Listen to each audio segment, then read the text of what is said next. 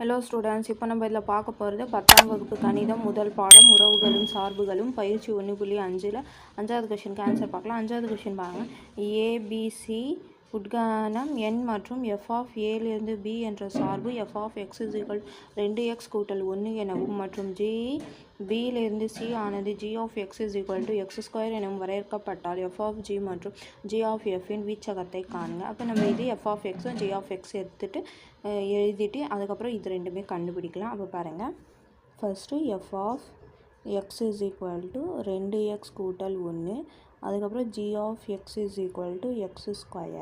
அப்போ நம்ம ஃபஸ்ட்டு இது f ஆஃப் g கண்டுபிடிக்கலாம். அப்போ f of g = f of g of xன்னு இதுக்கு மீனிங் புரிஞ்சுதுங்களா? அப்போ g ஆஃப் x என்ன கொடுத்துருக்காங்க, x². அப்போது f ஆஃப் x². அப்போது f ஆஃப் x² இது f ஆஃப் x வடிவில் வந்துச்சு. அப்போ f ஆஃப் x இந்த xக்கு பதிலாக நம்ம x² போடணும். அப்போது 2x² கூட்டல் 1. அப்போ இதுக்கு ஆன்சர் பார்த்திங்கன்னா f ஆஃப் g = 2x² கூட்டல் 1. இது ஃபஸ்ட்டு சமன்பாடுன்னு வச்சுக்கோங்க. அடுத்தது நம்ம g ஆஃப் f கண்டுபிடிக்கணும். அப்போ g ஆஃப் f ஆஃப் xன்னு மீனிங் இருக்குது. அப்போது g of f of x என்னது 2x கூட்டல் 1. அப்போது 2x கூட்டல் 1. அப்போது g ஆஃப் 2x கூட்டல் 1 = g ஆஃப் x என்னது x². அப்போ இது xனா இது ஸ்கொயருக்கு நம்ம போடணும். அப்போ 2x கூட்டல் 1 ஹோல் ஸ்கொயர். அப்போ இது பார்த்திங்கன்னா ஸ்கொயரில் இந்த மாதிரி மாற்றிட்டிங்களா? அப்போ இது பார்த்திங்கன்னா g of f of = 2x கூட்டல் 1². இது ரெண்டாவது.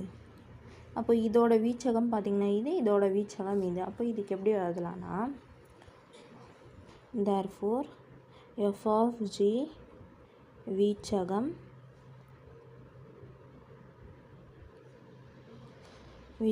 y/y இதானே 2x² கூட்டல் 1.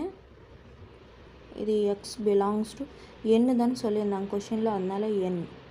அடுத்தது g of f வீச்சகம்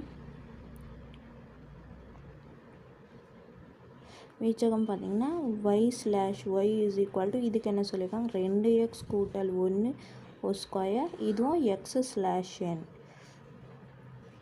x belongs to n வரும். புரிஞ்சுதுங்களா? அவ்வளோதான். இதோட வீச்சகம் இந்த மாதிரி வரும், இதோட வீச்சகம் இந்த மாதிரி வரும். புரிஞ்சுதுங்களா? அவ்வளோதான் 5வதுக்கு ஆன்சர்.